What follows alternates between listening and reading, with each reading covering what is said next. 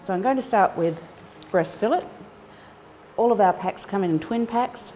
So you've got two really nice plump golden breasts here. I always take them out of the fridge about half an hour before I'm going to cook with them, just to get them up to room temperature. And the most important thing in this first stage is to season them. A little bit of salt at the beginning means that you don't really need any at the end, so you end up using less salt, but you get a fantastic flavour. I'm going to use some olive oil. And again, in our family, we're very generous with it. So just coat the chicken breast, and I'm going to sprinkle some Murray pink salt onto the skin.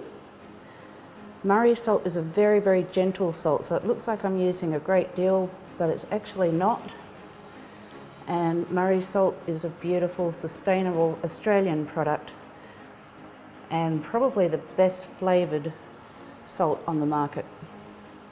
So salt and pepper is all we have to do, and I'm just going to pop them in the bowl and give them a minute to rest. The first thing we have to do to brown the breast is to preheat the pan. So give it a little blast of heat and then choose a moderate heat. Particularly with breast, you've got to be gentle. The breasts don't have the same kind of intramuscular marbling that the Maryland does, so we cook them for less time. And what most Australians do tend to do is overcook chicken. They let it cook the whole way through in the pan. That's not necessarily what we want to do. So I'm going to turn that down to moderate heat. If people get three things out of this, and that is seasoning and heat control, and we're going to rest our portions after we've cooked them, the result that you'll get at home will be fantastic. Start the breast and the skin side down, and you can hear that crackle straight away. That means your pan is hot enough. And there's a lot that you can tell about cooking from the sounds that you're hearing. It's not just using your eyes and smell. That sound is exactly what we want to hear. Okay, so that's had a couple of minutes to brown in the pan. I'm just going to turn it over, and you can see that the skin's become golden. So we're just going to seal the rest of the breast for a minute, and we'll finish the cooking for about 15 minutes in a 230 degree oven.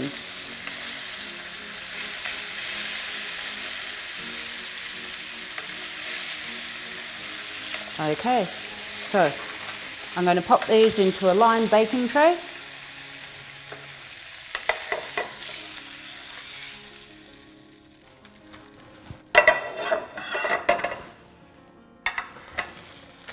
And then into the oven they go.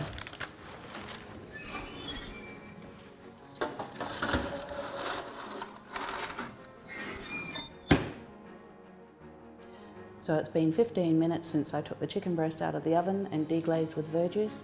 So all they've been doing is resting. And in the resting process, that allows all the juices to resettle in the breast, and the juices that have come out will have mingled with the verjuice. So now it's time to carve.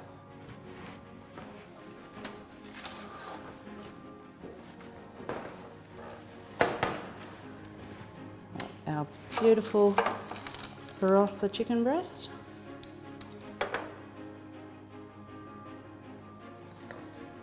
Now carving is really, really easy. You could serve the breast whole like that. That's completely up to you. But if you've got more than one person to feed, or you'd like to have a fan presentation, then we always start carving at the skinny end of the breast. So that's called going against the grain, and it gives you a much more silky result. So again, carving, always start with the skinny end, and 4 or 5 slices.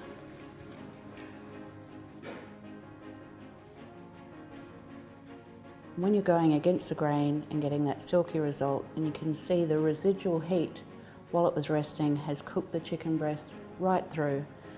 So taking it out before it's completely cooked doesn't mean you're going to have a raw chicken breast, it means you'll have a perfectly cooked chicken breast.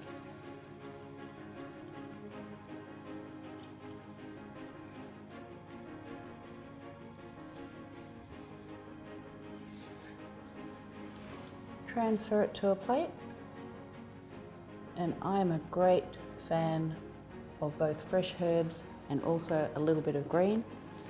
I'm just going to put a little bit of parsley on our breast and drizzle with the juices and the verjuice.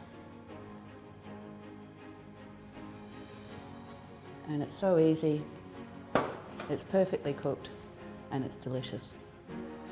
For more recipe ideas, visit saskiabeer.com or call 08 8562 3100 about upcoming cooking schools in your capital city.